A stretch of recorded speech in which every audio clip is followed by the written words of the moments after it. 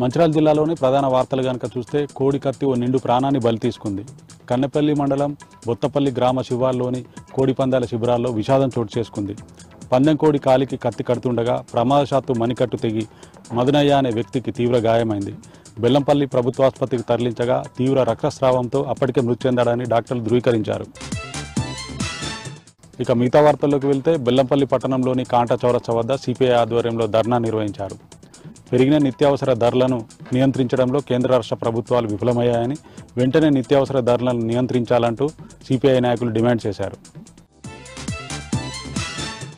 కుమ్రభీం ఆసిఫాబాద్ జిల్లా వార్తలు కనుక చూస్తే కాగజ్నగర్ పట్టణంలో దేవీ నవరాత్రి ఉత్సవాలు ఘనంగా కొనసాగుతున్నవి.